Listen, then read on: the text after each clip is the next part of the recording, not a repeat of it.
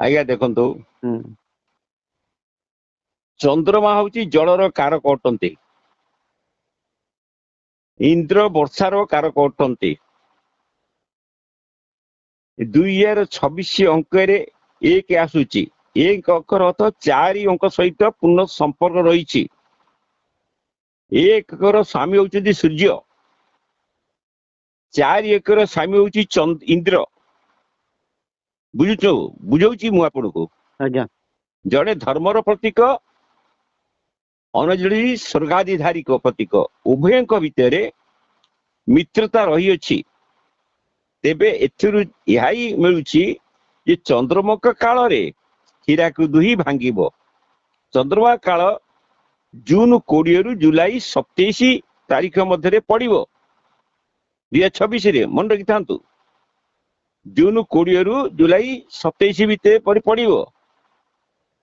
ମିଥୁନ କର୍କଟ ମାସ ବା ଆଷାଢ ଶ୍ରାବଣ ମାସ ବାର ହିସାବରେ ଚନ୍ଦ୍ରମକା ବାର ସୋମବାର ହୋଇଥିବ।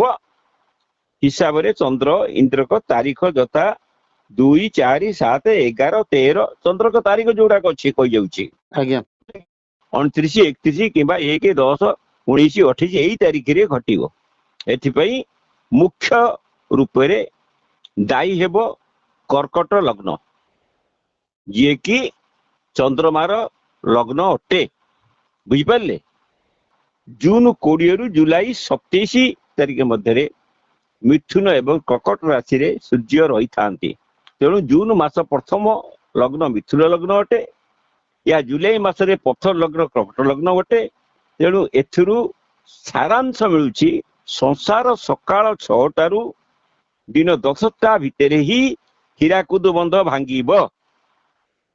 ଏବଂ 27 ଅଙ୍କରେ କଟକ ସହରରେ ଲୁହାର ମହି ବୁଲୁଥିବ। ଏହି ମାସରେ ନିର୍ଦ୍ଧାରଣ ଜ୍ୟୋତିଷ ଅଙ୍କ ଏବଂ ଅଧ୍ୟାତ୍ମ ବିଜ୍ଞାନ ଦ୍ୱାରା ନିଶ୍ଚୟ ହୋଇଛି। ହୀରାକୁଦ ଭାଙ୍ଗିବାର ଟିପ୍ପଣୀ